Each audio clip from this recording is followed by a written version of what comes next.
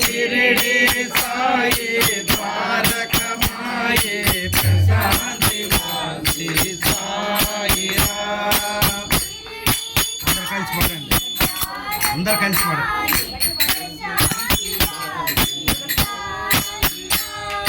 शिरडी साई द्वारकमाये प्रशांति वासी साई राम।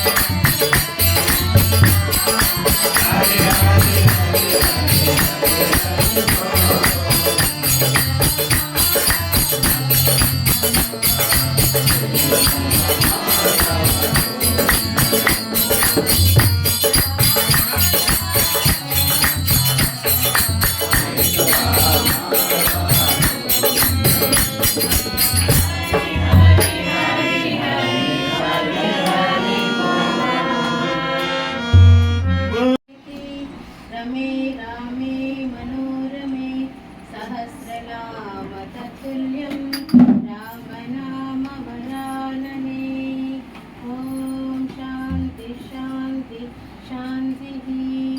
రామనామం అంటే ఎంత గొప్పలో మనకి ఒక 3 సార్లు రామనామం చెప్తే 1000 సార్లు చెప్పించినట్టు అని చెప్పి మనకు చెప్తారు.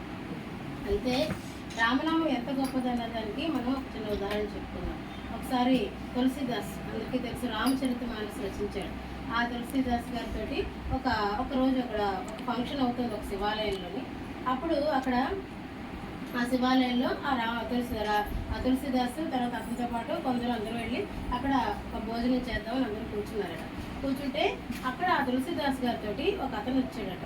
వచ్చినప్పుడు వాళ్ళందరూ అతను ఏదో పాపం చేశాడు, తప్పు చేశాడు అంటే అతను ఏదో గతంలో ఎన్నో తప్పులు చేశాడు అతను. అందుకని అతను పాపం చేశాడు, అతను ఇక్కడ కూర్చోడానికి అర్హత లేదు అతనికి, ఇతను పంపించేయండి అంటారట. వాళ్ళందరూ ఒప్పుకోరట అతనితో కూర్చుంటే. అయితే తులసిదాస్ గారు అన్నారట, అయితే అతను ఎందుకు తప్పులు ఎప్పుడో చేశారు కదా, ఇప్పుడు ఎందుకు మీరు ఇలాగా ఇచ్చేస్తున్నారంటే, లేదు మేము అతను కూర్చోడానికి మేము ఒప్పుకోము, అతను చాలా పాపం చేశాడంటే. అయితే నాయన ఒకసారి రామ్ అను అన్నారట. రామ్ అని అతను రామ్ అన్నాడట. అతను పాపాలన్నీ పట్టాపంచులు అయిపోయి అంటే అది ఎలా కుదురుతుంది, అది ఏమీ అవ్వదు, అదే మేము ఒక పరీక్ష పెడతాము, అందులో నెగ్గితే రామనామం అంత గొప్పది, మీ అంత గొప్ప భక్తులు లేడని ఒప్పుకుంటాము అన్నాడు. అంటే ఏమిటి అంటే ఇప్పుడు మీరు ఎలాగో భోజనం చేస్తారు కదా, ఈ ప్రసాదం అంతా అక్కడ ఉన్న నందీశ్వరుడు అంటే శిలగా ఉన్నది కదా, నందీశ్వరుడు రాయి కదా, ఆ నందీశ్వరుడు లేచి కూర్చొని తింటే అప్పుడు ఈ రామనామానికి ఒక ఎంతో ఉత్తమమైనదని మంచిదని మీరు భక్తులని మేము ఒప్పుకుంటాము అన్నారు. అంటేనేమో అప్పుడు నిజంగానే అప్పుడు తులసిదాస్ గారు వెళ్ళి ఆ ప్రసాదం పట్టుకొని వెళ్ళి ఆ నంది దగ్గర వచ్చి శ్రీరామ శ్రీరామ శ్రీరామ అని చెప్పి 3 సార్లు ప్రార్థన చేస్తే ఆటోమేటిక్గా ఆ నంది ఇదిలా మారిపోయింది అనమాట. శిల మారిపోయి ఆ ప్రసాదం అంతా తినేసరికల్లా అందరూ ఎక్కడికెక్కడ పారిపోయారు. ఆ శిల అంతా కూడా నంది అదే ఎద్దు అయిపోయేసరికి పారిపోయారంట. పాపం మళ్ళీ అందరూ వచ్చి మీ భక్తికి మేము మెచ్చుకున్నాము అన్నారు. అయితే రామనామమే అంత గొప్పదైతే మరి రాముడు ఎంతటి గొప్పవాడు అనడానికి మనకి ఎన్నో ఉదాహరణలు ఉన్నాయి, ఎన్నో మన అందరికీ తెలుసు, రామాయణం గురించి మనకు అందరికీ తెలుసు. అయితే ఒక్క విషయంలో ఏంటి అంత గొప్పవాడు రాముడు అని చెప్పడానికి చిన్న ఉదాహరణ చెప్పుకోవాలంటే మనకు అందరికీ తెలుసు, రామ పాదం సోకి రాయి ఆహల్య అయిపోయింది. తెలుసు కదా అది అందరికీ, రాయి అయితే అహల్య అయిపోతుందని అందరికీ మనం చూస్తున్నాం, రామాయణం వింటున్నాం. ఎలా అయిపోయింది, రాముడు ఒక్కసారి రాగానే పాదం తగలగానే అయిపోయిందా? అలా అయిపోలేదు. ఏంటి చేయాలంటే రాముడు ఎక్కడి నుంచో వస్తున్నాడు, అడవుల్లోంచి వనవాసంకి వెళ్ళాడు కదా, నడుచుకుంటూ లక్ష్మణ స్వామితో నడుచుకుంటూ వస్తున్నారట. వస్తున్నప్పుడు సీతాదేవి అప్పుడు వెళ్ళినప్పుడు ఈ అస్త్రాలు అన్నీ నేర్చుకోవడానికి సీతాదేవి వెతకడానికి వెళ్తున్న వనవాసంలో వస్తున్నప్పుడట రాయి ఎక్కడో ఉందట, అక్కడ ఆశ్రమంలో ఆ రాయి రాహల్యము రాయి అయిపోయిందట. అయితే ఎంతో దూరం నుంచి వస్తున్న రాముడు తాలూకు సుగంధ పరిమళం అంటే అంతటి మహానుభావుడు, అంతటి రామచంద్రుడు వస్తున్నప్పుడు మంచి సుగంధ పరిమళం వస్తుంది. ఆ పరిమళం అంతా వ్యాపించి అక్కడ ఎక్కడైతే ఆ రాయి ఉన్నదో ఆ రాయి కట ముక్కు వచ్చిందట ఫస్ట్. అంటే ఒకసారే మనిషి అయిపోలేదు, ఒక ముక్కు వచ్చింది. ఆ ముక్కు పరిమళం అంతా కూడా పీల్చుకున్న తర్వాత కొంత దూరం వెళ్ళేసరికి మళ్ళీ కొంచెం దూరం వచ్చేసరికల్లా రాముడి తాలూకు పాదధూళి ఏదైతే ఆకుల్ని అన్ని మట్టుకుని వస్తారు కదా రాముడు, ఆ పాదధూళి ఏదైతే ఉందో ఆ పాదధూళి తగిలి దానిలో చిన్న చలనం అంటూ వచ్చిన తర్వాత అలా దగ్గరికి వచ్చాక ఎప్పుడైతే రామపాదం సోకిందో అప్పుడట వెంటనే ఆవిడకి కళ్ళు అప్పుడు వచ్చాయట. కళ్ళు వచ్చిన తర్వాత కళ్ళు రాగానే రామచంద్రుడు నాకు చూసి లేదు, కళ్ళు రాగానే జస్ట్ ఇలాగా కళ్ళు ఇంకా ఉందట. అప్పుడు రామచంద్రుడి వైపు ఇలా చూసిందట. రామచంద్రుడు కూడా ఆ రామచంద్రుడు చూడగానే రామచంద్రుడు అసలు ఆవిడ వైపు చూడకుండా ఇంకా మనిషి అయిపోలేదు. రామచంద్రుడు మాత్రం ఆవిడ వైపు ఆ కళ్ళ వైపు చూడగానే ఆ చూపు తగిలగానే అప్పుడు మనిషి అయిందట. అంటే ఇలాంటి మనకి స్వామి ఇలాంటి ఉదాహరణలు ఎన్నో చెప్పారు మనకి. అంటే అంతటి గొప్పవాడు అనమాట రాముడు. మరి రాముడు గొప్పవాడు అనేసరికి మరి అంతకన్నా గొప్పది రామాయణం. ఎంత గొప్పదంటే రామాయణం విన్నా కన్నా చూసినా మనకి విన్నా అందులో చిన్న పార్ట్ విన్నా కూడా ఎంతో అదృష్టం ఎంతో మంచిదని చెప్తారు. అలాంటి రామాయణం ఒక్కసారి ఇది నిజంగా జరిగింది. చాగంటి కోటేశ్వరరావు గారు అందరికీ తెలిసిందే, మనం ప్రవచనాలు ఇస్తుంటారు. ఆయన ఒకసారి ఇలాగే ఒక ఆలయంలోని రామాలయంలో ప్రవచనాలు ఇస్తున్నారు, రామాయణం చెప్తున్నారట. రామాయణం చెప్తున్నప్పుడు సడన్ గా రామాయణం అంతా చెప్తున్నప్పుడు ఎక్కడికో పక్క గదిలో ఒక పెద్ద శబ్దం అయిందట. ఒక పెద్ద శబ్దం అయితే ఏంటి అంటే ఆ గదిలో ఏంటంటే ఒక స్టోర్ రూమ్ లాంటిది అనమాట. అక్కడ అంటే ఆ స్టోర్ రూమ్ లో ఎటు నుంచి కూడా ఒక చిన్న పక్షి కానీ ఒక ఏది కూడా దూరడానికి అవకాశం లేదట. అలాంటి జాలీలతో ఉన్నదట. ఆ రూమ్ లోకి ఎవరు వెళ్ళలేరట. అలాంటిది ఏదో చప్పుడైందట. చప్పుడేసరికి సడన్ గా అందరూ ఏం చప్పుడవుతుంది అని చెప్పి ఆ గదిలోకి వెళ్ళి అక్కడ చూసేసరికి తాళం తీశారట. తాళం కూడా వేసిందట. తాళం తీసి చూసేసరికల్లా ఒక పెద్ద కోతి కూర్చుందట. ఇంత పెద్ద వానరం అనమాట. అంత పెద్ద కోతి కూర్చొని రామాయణం వింటుందట. ఈయన చెప్తున్న రామాయణం వింటుందట. అంటే అది ఎలా వెళ్ళింది లోపలికి, అసలు ఆ గదిలోకి వెళ్ళడానికి ఎటు నుంచి కూడా దారి లేదు. అదొక స్టోర్ రూమ్ అనమాట. అలాంటిది ఏ కిటికీలోంచి కూడా వెళ్ళడానికి ఆస్కారం లేదు, దూరడానికి కూడా ఆస్కారం లేదు. అక్కడికి వచ్చి అంటే రామాయణ వంశరికి హనుమంతుడు ఎలా వస్తాడు అనేది రాముడి గురించి, అతని భక్తి గురించి మనం చెప్పుకోవచ్చు అనమాట. అలాంటిది అంత గొప్ప రామాయణం. రామనామం కన్నా మించిన వాడు రాముడు, అంతకన్నా గొప్పది రామాయణం. సో రామాయణం కన్నా విన్నా కూడా ఎంతో గొప్పది అని మనకి స్వామి చెప్తారు. జై సాయిరామ్.